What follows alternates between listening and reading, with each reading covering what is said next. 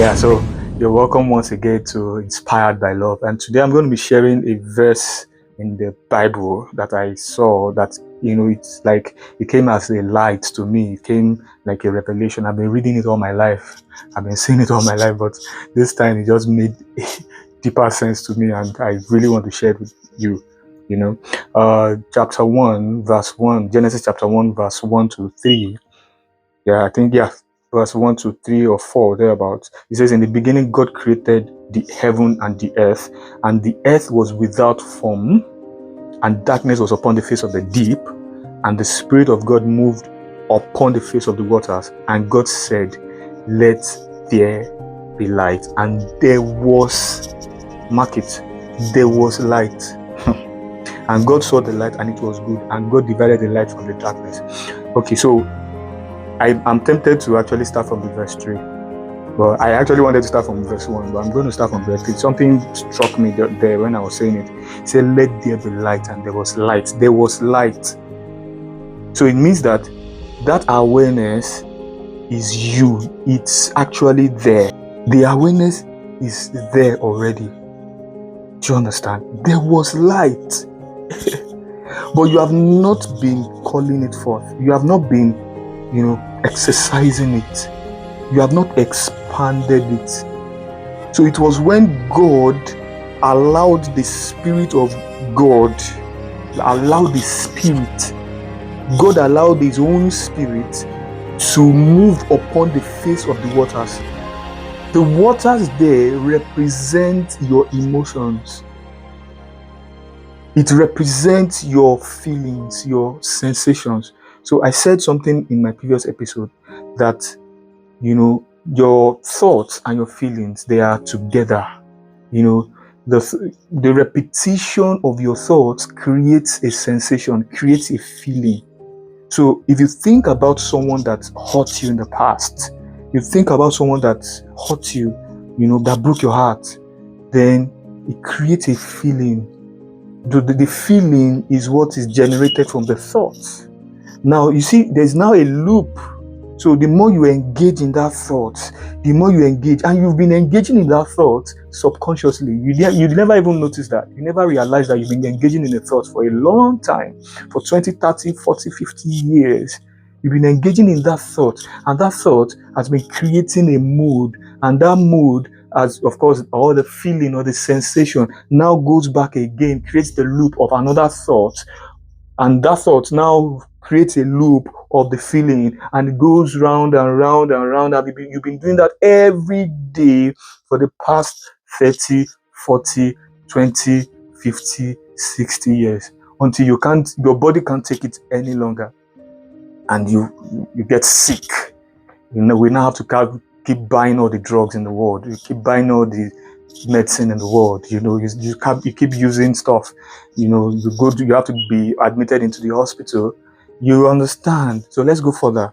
So now I'm starting from the verse 1. It says, and in the beginning God created the heaven and the earth. Some people actually claim that something had happened before the beginning. So if there was a beginning, it means that something actually happened before the beginning. Do you understand? So the beginning means that there was something before the beginning, but we are not going there. The heaven and the earth was created. What is heaven? I said that a lot if you check my past videos, I said something like the heaven, means the head venue, the venue of your head. That's where your brain is located. That was why Jesus had to die at Golgotha. He died in the place of the skull. Where's your skull? Here. And in your skull, there's the brain. And your brain is the receiver of course, we say the mind is the brain in action. You understand? So He created the head venue, and the earth, which is this body. You understand? So this human body was being created from the earth. Do you understand? So the earth has been created, the body, the brain has been created. And Bible says, and the earth was without form. Chaos. That speaks about chaos. Your emotions are jumping here and there. A lot of things are happening. There's no oneness. Your organs are saying, your lungs is saying one thing, the liver is saying another thing, the cells are, there's so much chaos. You are sick, you are diseased. There's so much disorderliness within you. There's no form, there's no alignment. Do you understand? Now the next verse, the continuation, it says, and void and darkness. This is where I'm going. And darkness was upon the face of the deep. Darkness was upon the face of the deep. So you are deep, no doubt. You have great things within you. There are treasures within you that you don't even realize that you have. But there's darkness upon it. So how can I even see it? The question is, how do I see what is in the deep? Because darkness has actually covered it up. Just like you enter a room, as you enter the room, everything, there's no light. And it's just easy for you to start, hitting your leg on different things because there's no light. So anything that comes, you just hit yourself on it because you're not seeing. Do you understand?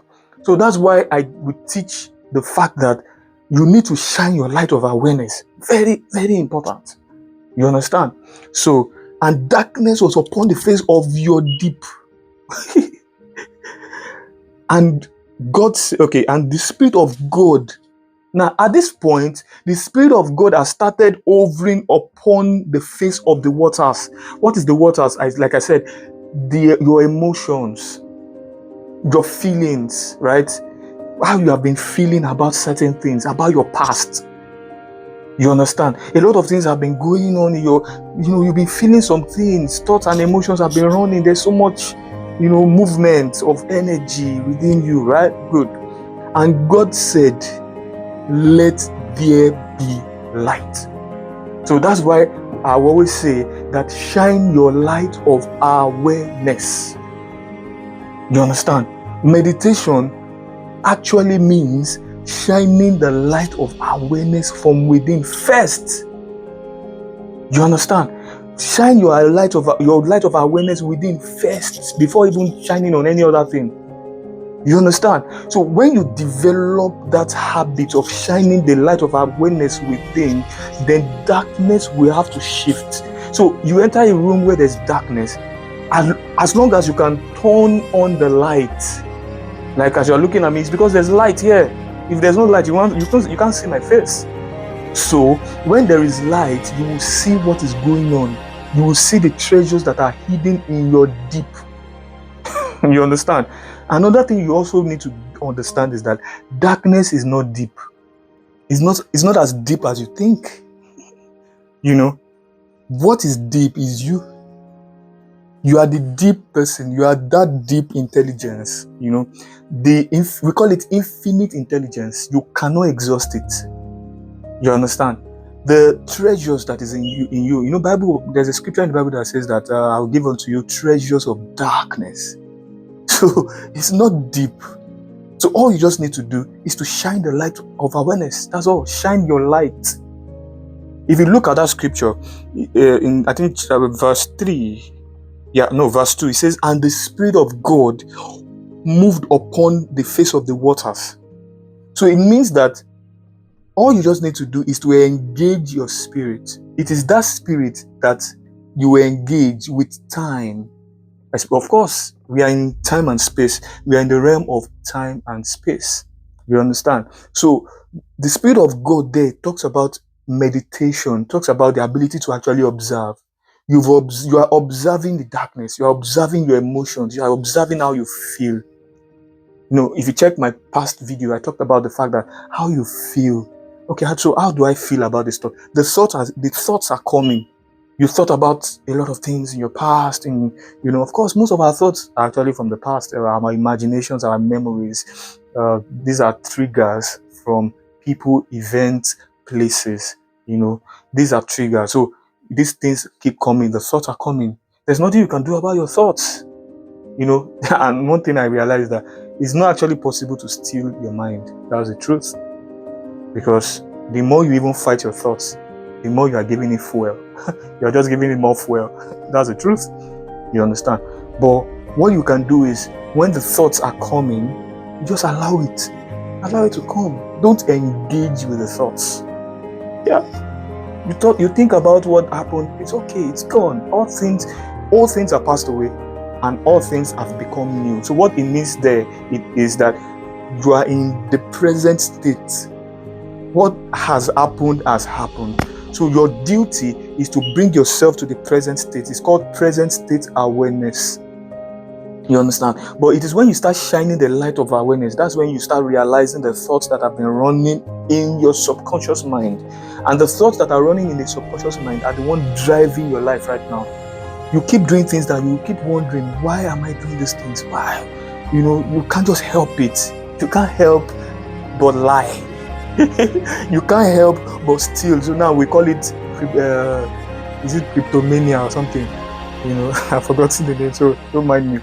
They call it this very funny name that if you are just addicted to stealing things. And so you can't understand why you keep doing the things that you don't want to do. Even Paul said it. He said the things that I don't want to do, I keep doing it. So you just realize that I can't help it. I'm just doing these things. I heard of a man that he's married and he just keeps sleeping with different other women. You understand? And he can't explain why. Why am I doing this thing? This is what to do. I've shared what you need to do. Shine the light of awareness. There is a deep that you are avoiding. There is a darkness upon the face of your infinite intelligence that is within you. Only if you can just sit down, be silent, be still, and know that you are the infinite intelligence.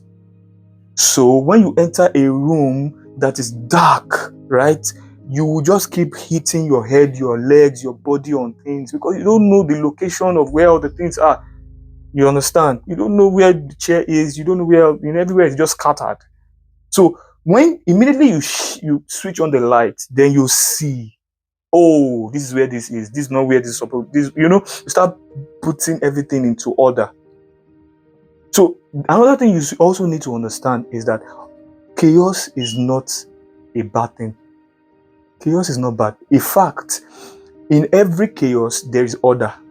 So the idea about chaos is rearrangement. The idea about chaos is that there is a rearrangement. There's an order in disorder. So chaos makes disorder, right?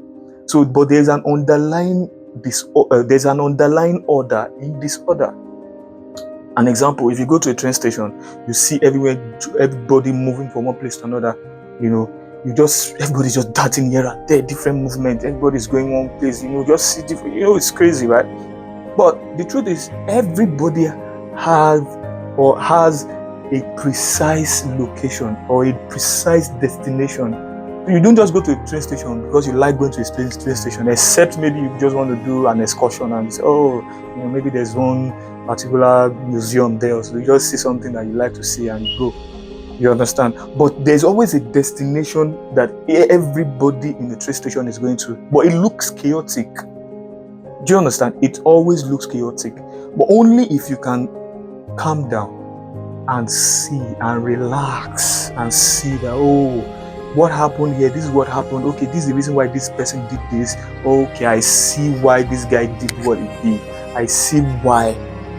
And that's where the question of why comes in. When you start asking why, so the answers will come. It won't just come just like that. No, that's why you keep doing the work. You keep becoming, or you keep repeating that habit of shining your light. You keep increasing the light. It's just like a candle. Of course, at some point the candle will go off. You understand?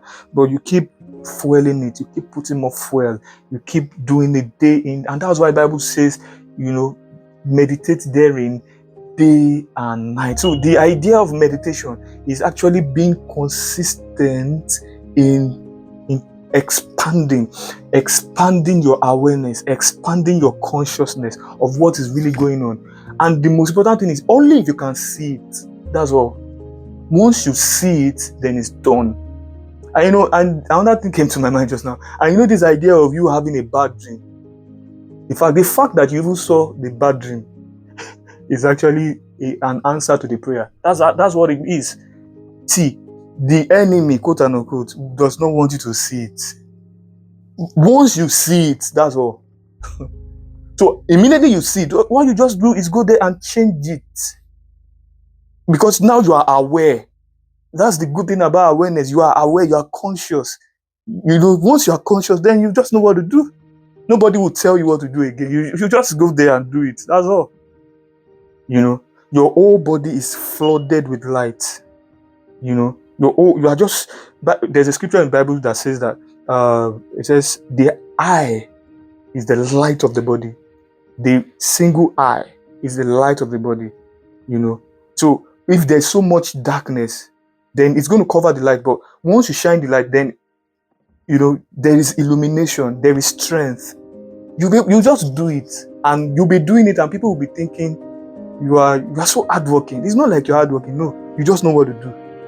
What will take 10 years for someone that is groping in darkness and it doesn't work? It can take you 5 minutes, it can take you 10 minutes, it can take you 1 day. What will take 10 years? 1 day is enough.